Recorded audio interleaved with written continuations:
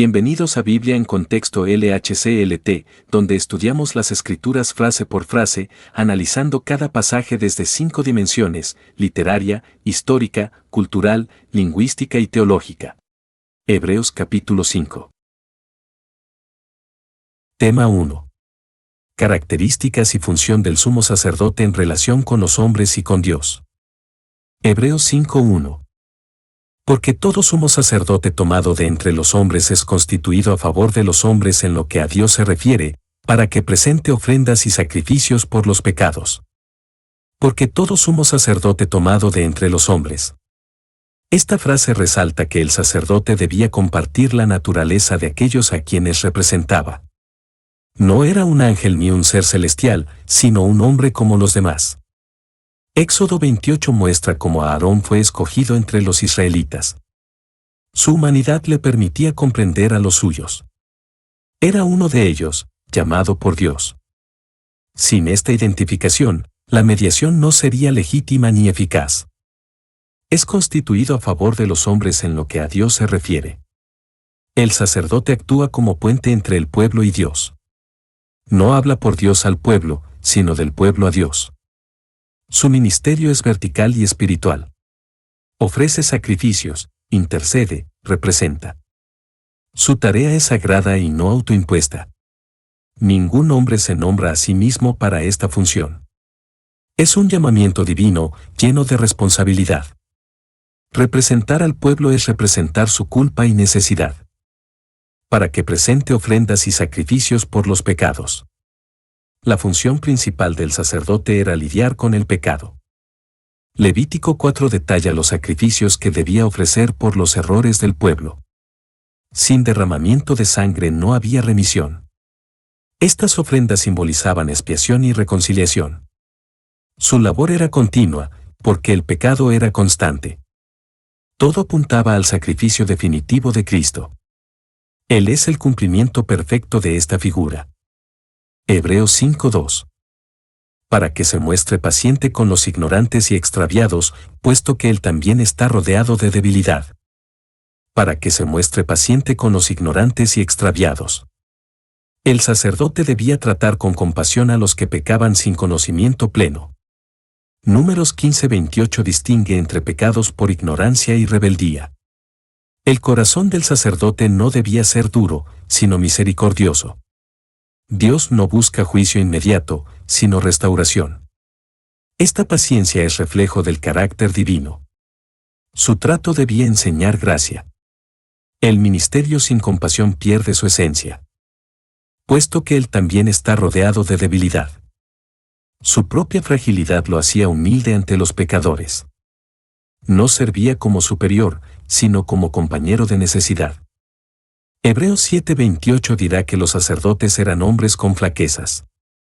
La debilidad no lo descalificaba, lo sensibilizaba. Su humanidad lo hacía apto para interceder con comprensión. Cristo, aunque sin pecado, también compartió nuestra debilidad.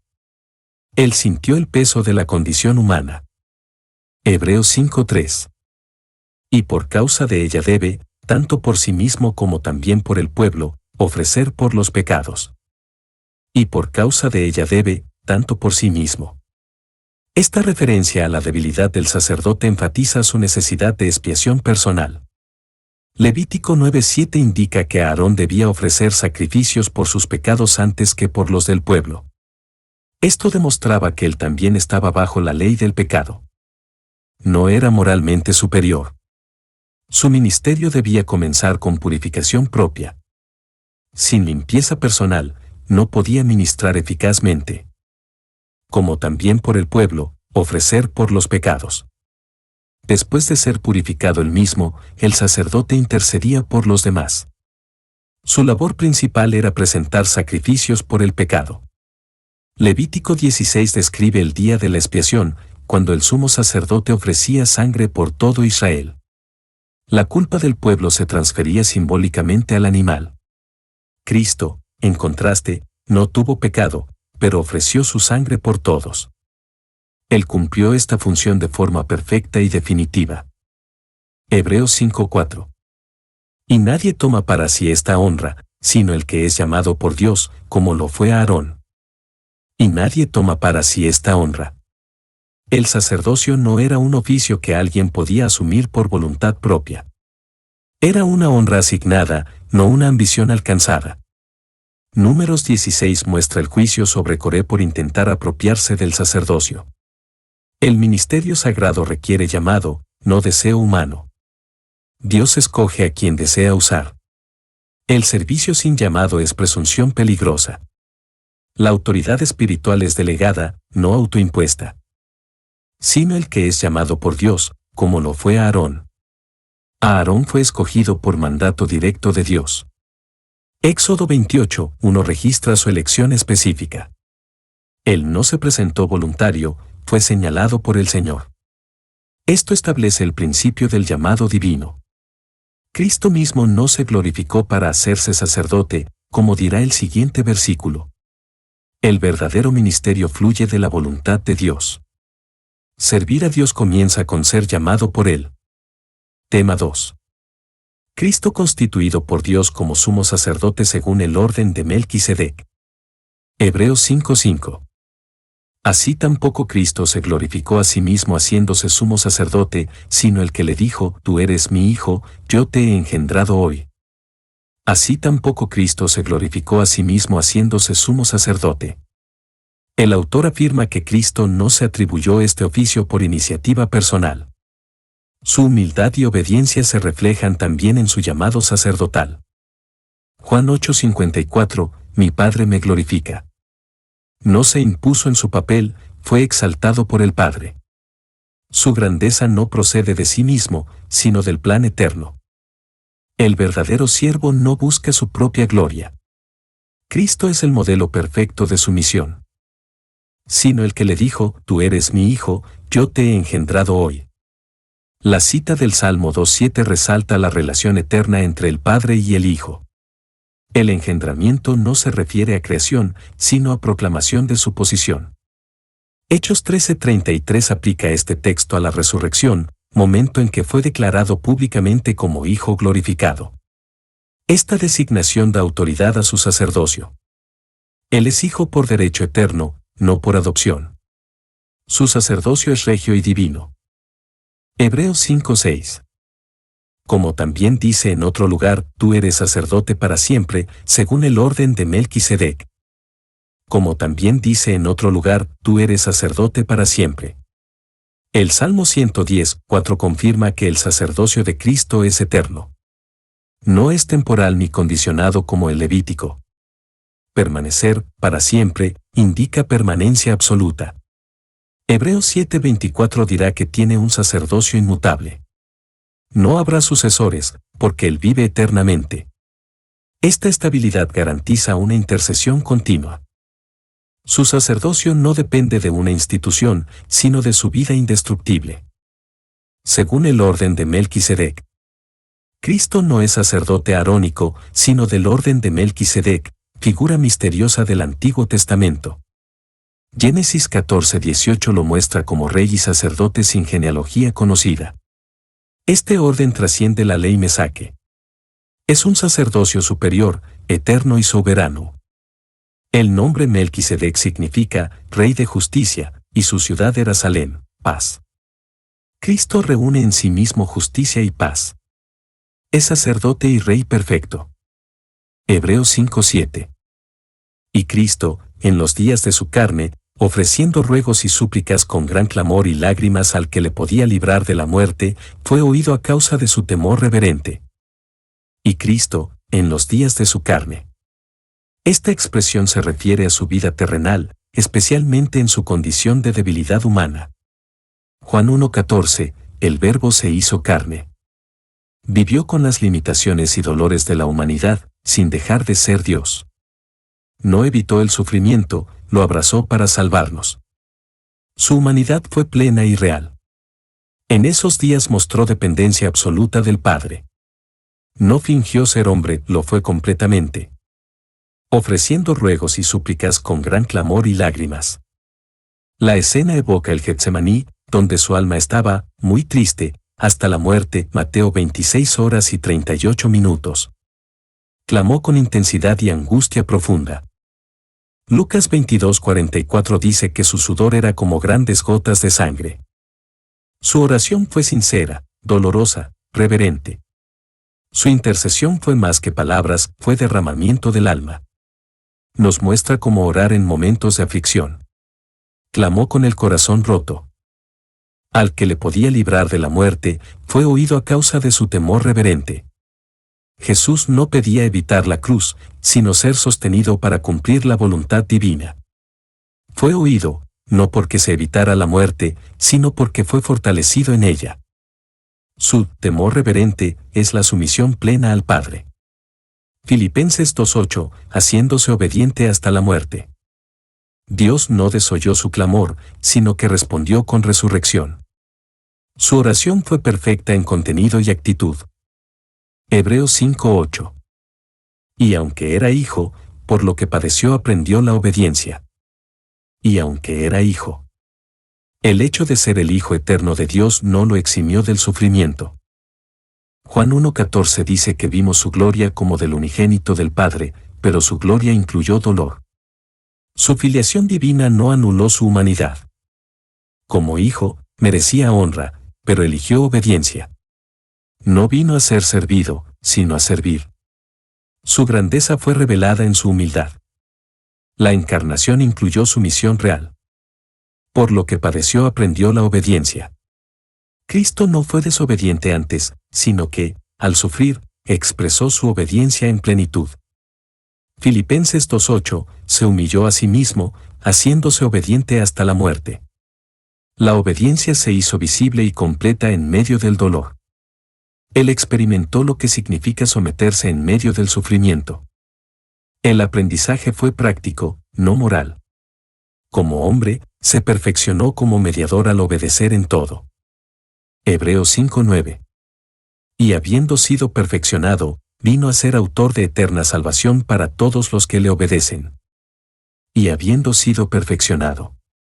La perfección aquí no implica corrección moral, sino capacitación para su rol como Salvador. Hebreos 2:10 ya declaró que fue perfeccionado por aflicciones. En su humanidad obediente, fue hecho idóneo para ser el mediador entre Dios y los hombres. El sufrimiento no lo contaminó, lo completó en su función. Fue forjado como redentor por el fuego del dolor. Su obediencia lo preparó para ser Salvador. Vino a ser autor de eterna salvación. Él es el iniciador, causa y fundamento de la salvación eterna. No se trata de una redención temporal, sino de una salvación definitiva y gloriosa. Hechos 4:12, en ningún otro hay salvación. Él es el autor porque solo en él comienza la vida eterna. Su obra es suficiente, completa e inmutable.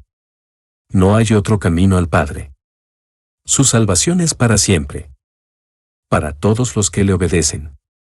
La salvación no es para los indiferentes, sino para quienes responden en fe obediente. Juan 3:36 dice que el que no obedece al Hijo, no verá la vida.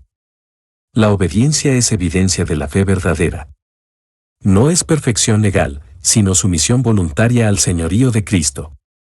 La salvación transforma la voluntad. Seguirle es la respuesta natural del que cree. Él salva al que le rinde el corazón. Hebreos 5:10. Y fue declarado por Dios sumo sacerdote según el orden de Melquisedec. Y fue declarado por Dios sumo sacerdote. Cristo no se proclamó a sí mismo, fue públicamente reconocido por el Padre. Salmo 110:4 lo establece con solemnidad, tú eres sacerdote para siempre. Esta declaración es oficial y divina. El nombramiento vino desde el cielo, no desde los hombres. Él no tomó el honor, le fue conferido. Su sacerdocio tiene origen y respaldo divinos. Es el único sumo sacerdote aprobado eternamente.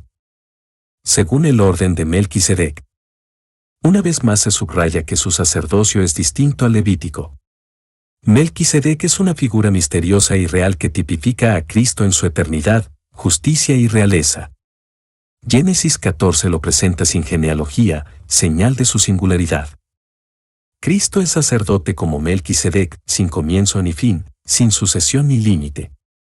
Su ministerio une trono y altar. Reina y redime con poder perfecto. Tema 3. Reprensión por la inmadurez espiritual y exhortación a avanzar hacia la madurez doctrinal. Hebreos 5:11.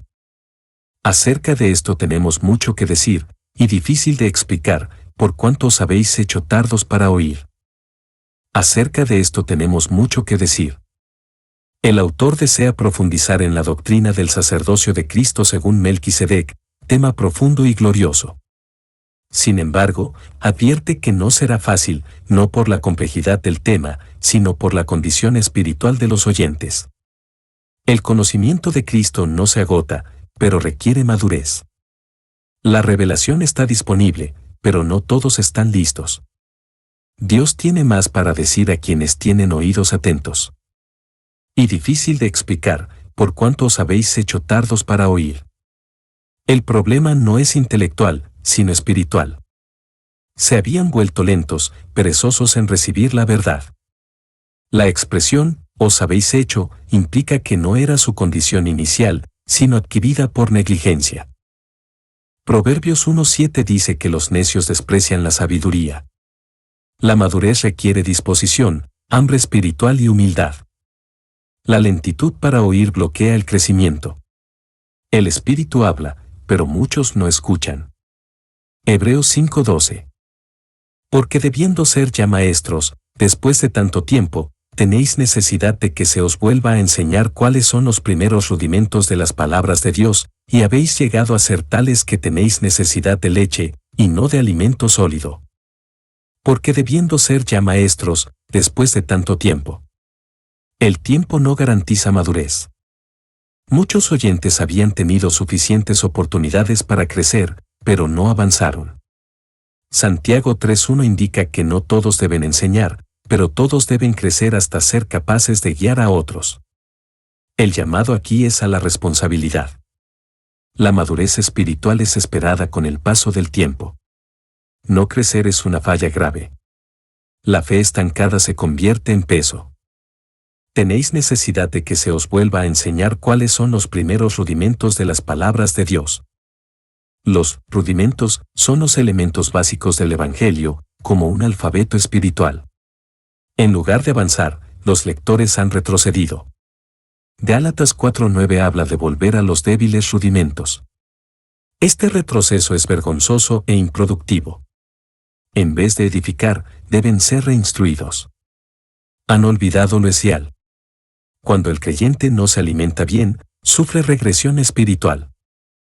Y habéis llegado a ser tales que tenéis necesidad de leche, y no de alimento sólido. La imagen es clara, como bebés espirituales, solo pueden recibir lo más básico. 1 Corintios 3:2 usa el mismo lenguaje para describir a los creyentes inmaduros. La leche es buena para los recién nacidos, pero no para adultos. El alimento sólido es la doctrina profunda de Cristo. No es falta de exceso, sino falta de capacidad. La inmadurez les impide digerir verdades mayores. Hebreos 5:13.